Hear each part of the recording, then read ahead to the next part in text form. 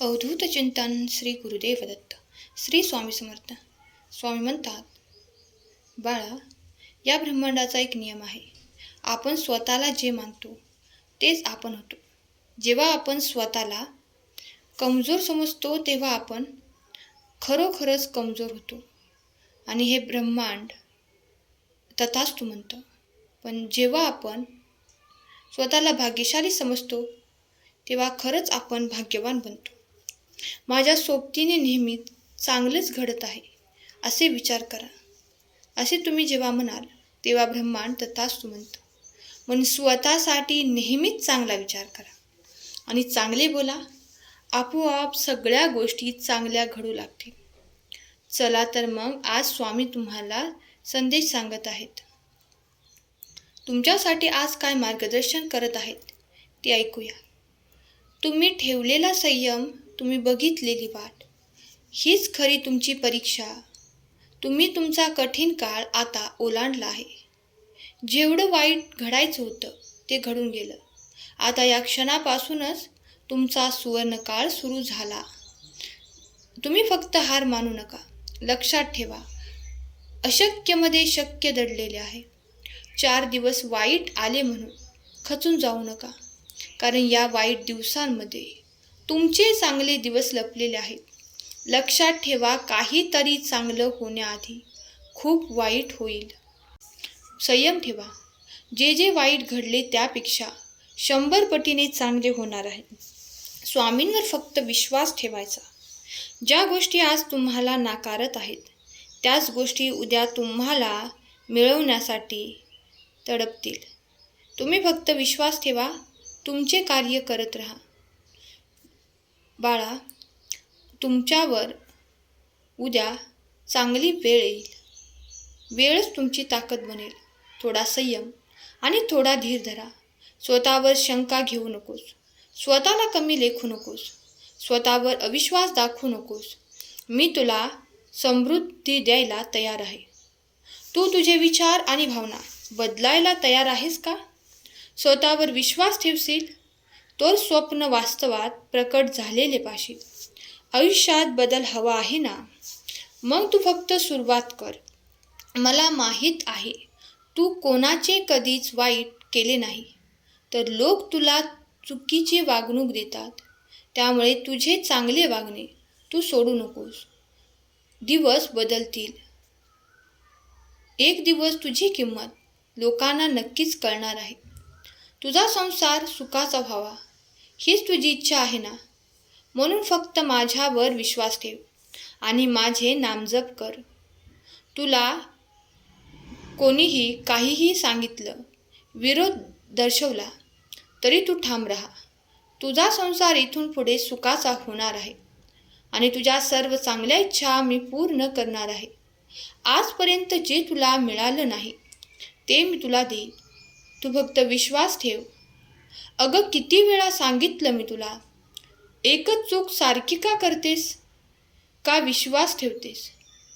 किती वेळा त्या व्यक्तीने तुझे मन दुखावले तरीही तू विश्वास का ठेवतेस?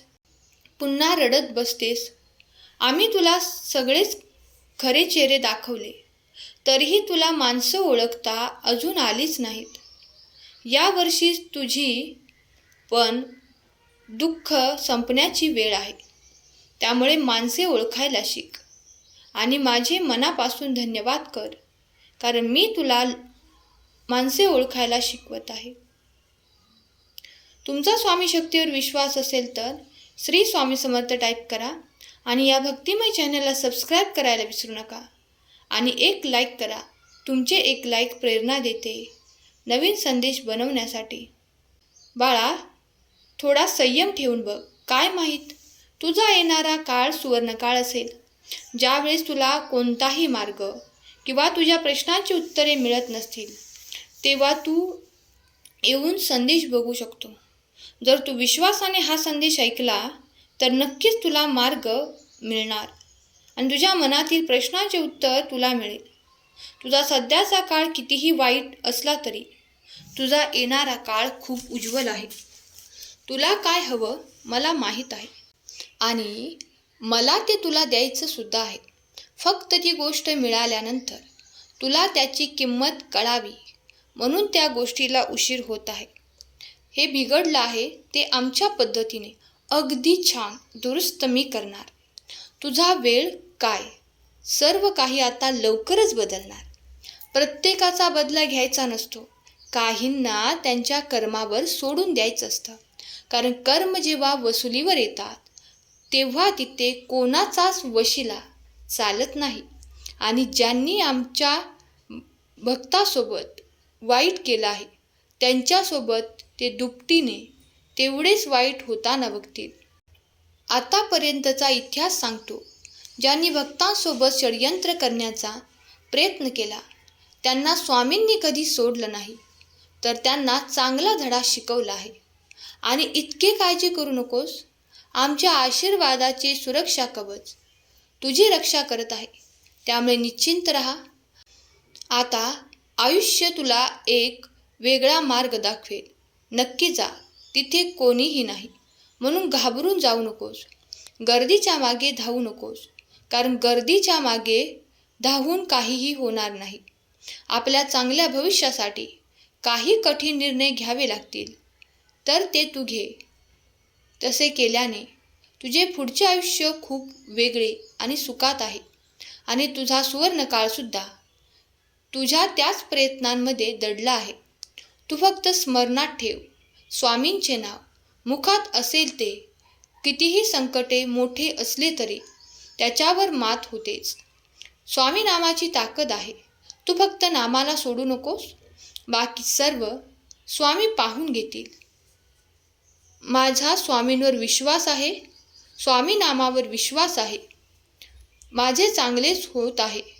आणि तू जेव्हा या विश्वासाने निरंतर नाव घेशील, तुझे कर्म करत राहशील, तेव्हा तुझ्या जीवनात सकारात्मक आश्चर्यकारक बदल घडण्यास सुरुवात होईल. तू जे स्वप्न पाहत आहे ते प्रत्यक्षात नक्की येणार. तथास्तु, हे स्वामींचं वचन आहे. फक्त एक गोष्ट लक्षात ठेवा, एका दिवसात काहीही मिळत नाही. आज सेवा सुरू केली की लगेच उद्या प्रचिती येईल असं नाही. संयम बाळगावा लागेल. स्वतःची वाट आता स्वतःला बनवावी लागेल. कारण लोक इथे वाट दाखवायला नाही, वाट लावायला बसले आहेत. प्रत्येक बाबतीत अनुसरण करू नका. स्वतःची वेगळी ओळख निर्माण करा. रडतोस कशाला? रडण्यासाठी तुझा जन्म नाही. स्वामींचे बळ तुझ्या पाठीशी आहे. आता मागे फिरायचे नाही. वादळ होऊ दे तरी मागे वळून पाहायचे नाही. हरलेल्यांनी मैदानात पुन्हा विजयाची सर करायची आहे. मी तुझ्या पाठीशी आहे. आता लक्षात ठेव, अरे तुझे जीवन कितीही वादळात मोठ्या संकटात अडकू दे, थोडा धीर धर. काही अंतरावर तुला स्वामी नामाचा किनारा मिळाल्याशिवाय राहणार नाही.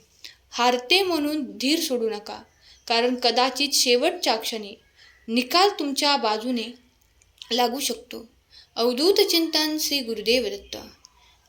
आजचा संदेश शेवटपर्यंत ऐकल्याबद्दल धन्यवाद. स्वामी तुम्हा सर्वांना आनंदात ठेवून ही स्वामी माऊली चरणी प्रार्थना. आजचा संदेश तुम्हाला कसा वाटला हे कमेंट करून नक्की सांगा. जीवन हे खूप सुंदर आहे, त्याला आणखी सुंदर बनवा. स्वामींची सेवा करत राहा. हा भक्तिमय संदेश तुमच्यासाठीच होता. हा संदेश तुम्हाला आवडला असेल तर आपल्या या संदेशाला लाईक करा आणि हा संदेश होईल तेवढ्या स्वामी भक्तांपर्यंत नक्की पोचवा. चॅनलला अजूनही सबस्क्राईब केले नसेल तर या भक्तिमय चॅनलला लगेच सबस्क्राईब करा. केलेली सेवा स्वामींचरणी अर्पण करते. आजचा हा संदेश शेवटपर्यंत ऐकल्याबद्दल धन्यवाद. श्री स्वामी समर्थ. जय जय स्वामी समर्थ.